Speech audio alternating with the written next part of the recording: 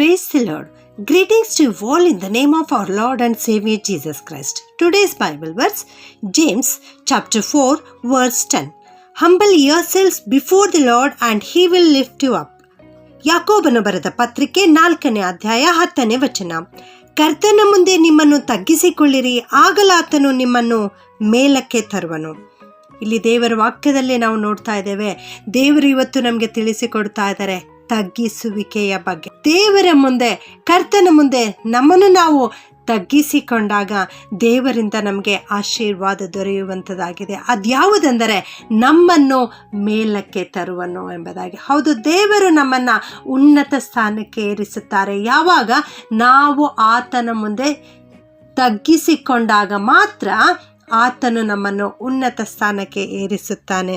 ಇದೇ ಯಾಕೋಬ 4:6ನೇ ವಾಕ್ಯದಲ್ಲಿ ನಾವು ನೋಡುತ್ತೇವೆ, ದೇವರು ಅಹಂಕಾರಿಗಳನ್ನು ಎದುರಿಸುತ್ತಾನೆ, ದೀನರಿಗಾದರೂ ಕೃಪೆಯನ್ನು ಅನುಗ್ರಹಿಸುತ್ತಾನೆ ಎಂಬುದಾಗಿ. ಯಾರು ದೀನರಾಗಿ ದೀನತೆಯುಳ್ಳವರಾಗಿ ಜೀವಿಸುತ್ತಾರೋ ಅಂಥವರ ಮೇಲೆ ದೇವರು ತನ್ನ ಕೃಪೆಯನ್ನು ಅನುಗ್ರಹಿಸುತ್ತಾರೆ. ಯಾರು ಅಹಂಕಾರಿಗಳಾಗಿರುತ್ತಾರೋ ಅಂಥವರಿಗೆ ದೇವರು ಎದುರಿಸುತ್ತಾರೆ. ಯೆಜ್ರ 8:21ನೇ ವಾಕ್ಯದಲ್ಲಿ ಈ ರೀತಿ ಹೇಳುತ್ತದೆ, ಆಮೇಲೆ ಆ ಅಹವ ನದಿಯ ಬಳಿಯಲ್ಲಿ ನಾವು ಉಪವಾಸದಿಂದಿದ್ದು ನಮ್ಮ ದೇವರ ಮುಂದೆ ನಮ್ಮನ್ನು ತಗ್ಗಿಸಿಕೊಂಡು ನಮಗೂ ನಮ್ಮ ಮನೆಯವರಿಗೂ ನಮ್ಮ ಎಲ್ಲ ಆಸ್ತಿಗೂ ಪ್ರಯಾಣದಲ್ಲಿ ಶುಭವನ್ನು ಕೇಳಿಕೊಳ್ಳಬೇಕೆಂದು ಪ್ರಕಟಿಸಿದ್ದೆನು ಎಂಬುದಾಗಿ. ಹೌದು, ಅವರು ಪ್ರಯಾಣ ಮಾಡಲಿಕ್ಕಿರುವಾಗ ಅವರು ಮತ್ತು ಅವರ ಆಸ್ತಿ ಪಾಸ್ತಿ ಮನೆಯವರೆಲ್ಲರಿಗೂ ಶುಭವಾಗಬೇಕು ಎಂಬುದಾಗಿ ಅವರು ತಮ್ಮನ್ನು ತಾವು ತಗ್ಗಿಸಿಕೊಂಡು ಉಪವಾಸದಿಂದ ಮೊದಲು ಪ್ರಾರ್ಥನೆ ಮಾಡುತ್ತಾ ಇದ್ದಾರೆ.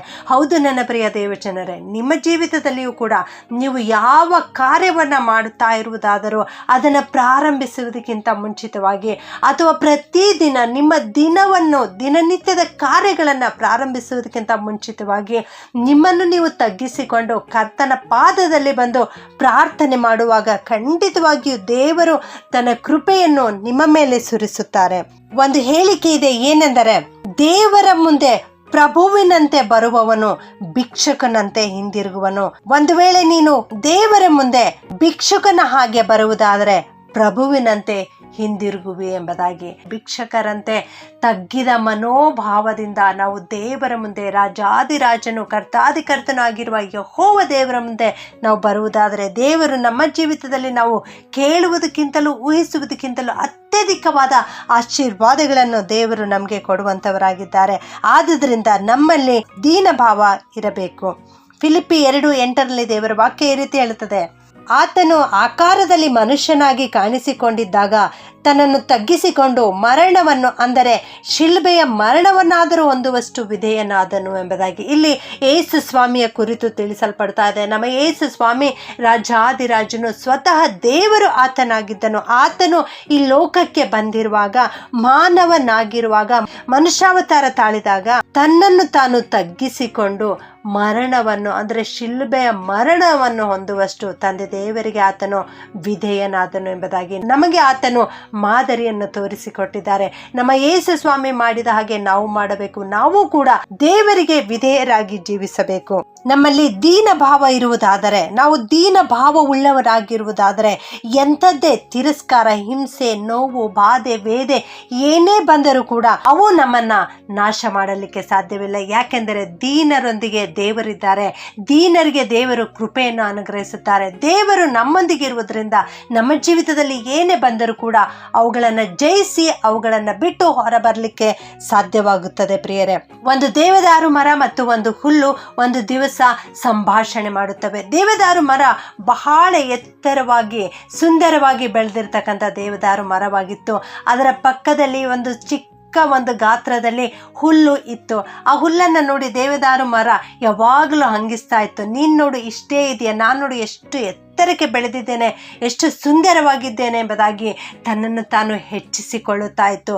ಒಂದು ದಿವಸ ಬಿರುಗಾಳಿ ಬಂತು. ಆ ಬಿರುಗಾಳಿ ಬೀಸಿದಾಗ ಆ ಗಾಳಿಗೆ ಆ ಮರ ಅಲ್ಲಾಡ್ತಾ ಇದೆ. ಕೊನೆಗೆ ದಡಮ್ಮನೆ ಕಡ್ಕೊಂಡು ಬಿತ್ತು. ಆಗ ಬಿದ್ದಾಗ ಪಕ್ಕದಲ್ಲಿರುವ ಹುಲ್ಲನ್ನು ನೋಡುತ್ತದೆ. ಹುಲ್ಲು ಹಾಗೆಯೇ ಸಂತೋಷವಾಗಿ ಗಾತ್ರದಲ್ಲಿ ಚಿಕ್ಕದಾಗಿತ್ತು, ಸಂತೋಷವಾಗಿತ್ತು. ಆಗ ದೇವದಾರು ಮರಕ್ಕೆ ಆಶ್ಚರ್ಯವಾಗುತ್ತದೆ, ಅಯ್ಯೋ ನಾನು ಇಷ್ಟು ಎತ್ತರಕ್ಕೆ ಬೆಳೆದಿದ್ದ ದೇವದಾರು ಮರ, ಆ ಬಿರುಗಾಳಿ ಬಂದರೆ ನನ್ನನ್ನು ನಾನು ರಕ್ಷಿಸಿಕೊಳ್ಳಲಿಕ್ಕೆ ಸಾಧ್ಯವಾಗಲಿಲ್ಲವಲ್ಲ, ಆದರೆ ಈ ಹುಲ್ಲು ಮಾತ್ರ ಸಂತೋಷವಾಗಿ ಹಾಗೇ ಇದೆಯಲ್ಲ, ಇದಕ್ಕೆ ಏನೂ ಆಗಿಲ್ಲ ಎಂಬುದಾಗಿ ತಿರುಗಿ ಪ್ರಶ್ನೆ ಮಾಡುತ್ತದೆ. ಇದಕ್ಕೆ ಕಾರಣ ಏನು? ನಾನು ಬಿರುಗಾಳಿಗೆ ದಡಮ್ಮನೆ ಬಿದ್ದು ಬಿಟ್ಟಿದ್ದೇನೆ, ನೀನಾದರೂ ಹಾಗೇ ಇದ್ದೀಯಲ್ಲ ಎಂಬುದಾಗಿ ಹೇಳಿದಾಗ ಆ ಹುಲ್ಲು ವಿನಯ ಭಾವದಿಂದ ಆ ದೇವದಾರು ಮರಕ್ಕೆ ಉತ್ತರ ಕೊಡುತ್ತದಂತೆ, ಆ ಬಿರುಗಾಳಿ ಬಂದಾಗ ನಾನೇನೂ ಮಾಡಿಲ್ಲ, ನಾನು ತಲೆಬಾಗಿ ಅದಕ್ಕೆ ಒಪ್ಪಿಸಿಕೊಟ್ಟಿದ್ದೆ, ಅದು ನನಗೇನೂ ಮಾಡದಂತೆ ಮುಂದೆ ಹೋಗಿದೆ ಎಂಬುದಾಗಿ ಅದು ಉತ್ತರ ಕೊಟ್ಟಂತೆ. ಹೌದು ಪ್ರಿಯರೇ, ಇಲ್ಲಿ ನಮಗೆ ಏನು ತಿಳಿಸಿಕೊಡುತ್ತದೆ ಅಂದರೆ, ನಮ್ಮ ಜೀವಿತದಲ್ಲಿ ಏನೇ ಬಂದರೂ, ಯಾವ ಸಮಸ್ಯೆಗಳೇ ಬಂದರೂ ದೀನ ಭಾವವುಳ್ಳವರಾಗಿ ನಮ್ಮನ್ನು ನಾವು ತಗ್ಗಿಸಿಕೊಂಡು ತಲೆಬಾಗಿ ಕರ್ತನ ಮುಂದೆ ಪ್ರಾರ್ಥನೆ ಮಾಡುವಾಗ ದೇವರು ಆ ಎಲ್ಲ ಸಮಸ್ಯೆಗಳಿಂದ ಬಿಡುಗಡೆ ಕೊಡುತ್ತಾರೆ. ಸುಂಕದವನು ಮತ್ತು ಫರಿಸಾಯದವನು ಒಂದು ದಿವಸ ಪ್ರಾರ್ಥನೆ ಮಾಡುವುದಕ್ಕಾಗಿ ದೇವಾಲಯಕ್ಕೆ ಹೋಗುತ್ತಾರೆ. ಫರಿಸಾಯದವನು ತನ್ನನ್ನು ತಾನು ಕೊಚ್ಚಿಕೊಳ್ಳುತ್ತಾನೆ, ಆದರೆ ಆ ಸುಂಕದವನು ಎದೆ ಬಡಿಕೊಳ್ಳುತ್ತಾ ದೇವರ ಕಡೆಗೆ ದೃಷ್ಟಿಸಲಿಕ್ಕೂ ತನ್ನನ್ನು ತಾನು ಯೋಗ್ಯನು ಎಂಬುದಾಗಿ ತಿಳಿದುಕೊಳ್ಳದೆ ತಲೆಬಾಗಿ ಅವನು ದೇವರಿಗೆ ಪ್ರಾರ್ಥನೆ ಮಾಡುತ್ತಾನೆ. ಆಗ ಸುಂಕದವನು ನೀತಿವಂತನೆಂದು ನಿರ್ಣಯಿಸಲ್ಪಟ್ಟನು ಎಂಬುದಾಗಿ. ಹೌದು ನನ್ನ ಪ್ರಿಯ ದೇವಜನರೇ, ದೇವರು ಇವತ್ತು ನನ್ನಿಂದ ನಿನ್ನಿಂದ ಅಪೇಕ್ಷಿಸುವುದು ಈ ದೀನ ಸ್ವಭಾವವೇ ಆಗಿದೆ. ದೀನತೆಯು ಶ್ರೇಷ್ಠವಾದದ್ದಾಗಿದೆ. ದೇವರು ಎದುರು ನೋಡುತ್ತಿರುವುದು ದೀನತೆ. ಆದುದರಿಂದ ನಾವು ದೀನರಾಗಿ ಜೀವಿಸೋಣ. ಹೆಚ್ಚಿಸಿಕೊಳ್ಳುವವನು ತಗ್ಗಿಸಲ್ಪಡುವನು, ತಗ್ಗಿಸಿಕೊಳ್ಳುವವನು ಹೆಚ್ಚಿಸಲ್ಪಡುವನು. ಆದುದರಿಂದ ನಾವು ದೀನ ಸ್ವಭಾವವುಳ್ಳವರಾಗಿರುವಾಗ ಖಂಡಿತವಾಗಿಯೂ ದೇವರು ನಮ್ಮನ್ನು ಮೇಲಕ್ಕೆತ್ತುತ್ತಾರೆ. ಪ್ರಾರ್ಥನೆ ಮಾಡಿಕೊಳ್ಳೋಣ. ಪ್ರೀತಿಯ ಪರಲೋಕದ ತಂದೆಯಾದ ದೇವರೇ, ನಿಮಗೆ ಸ್ತೋತ್ರ ಉಂಟಾಗಲಿ ಕರ್ತನೆ.